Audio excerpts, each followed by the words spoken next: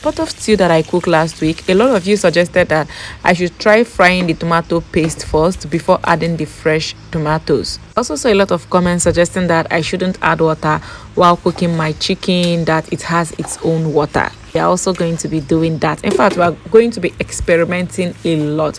I also saw where people were like, oh, why boil your fish? You can just season it and fry it like that. People were like, they have never seen where they boiled fish and meat together.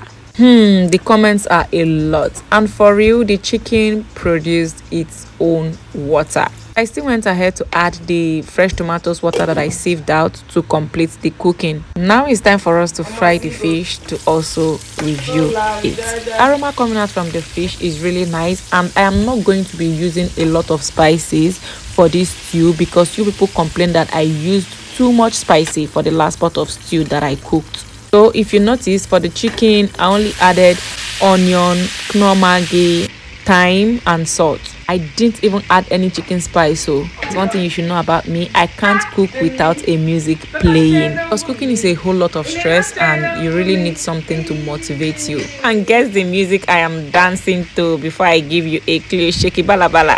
So have you seen the work of God in my baby? I think you know the song now, right? Tell us on the comment section and also the name of the artist. If after cooking this stew and it doesn't give the usual taste my stew usually gives, or even a better taste, I will not be happy with you people. So I'm still wondering how you people cook without spicy. The comment was a lot. Now it's time to start frying the stew.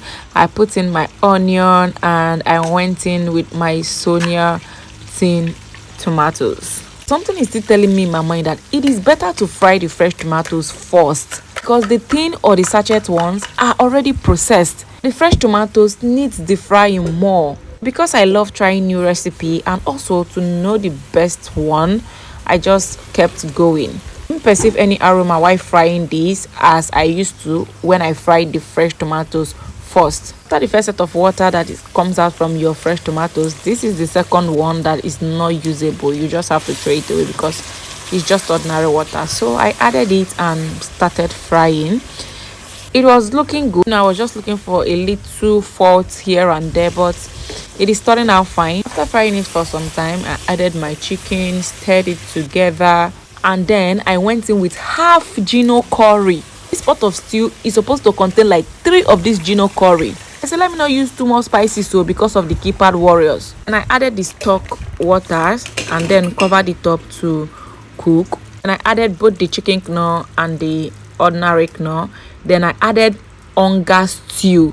A lot of comments saying, do they use onga for stew? The answer is yes. This one is for soup, while the one I added is for stew. That is the red one. Again, I am supposed to use like 3 of this onga stew for this stew, but I used only one because of the spices is too much, people. I covered it up to cook for some minutes and then I added my fried fish.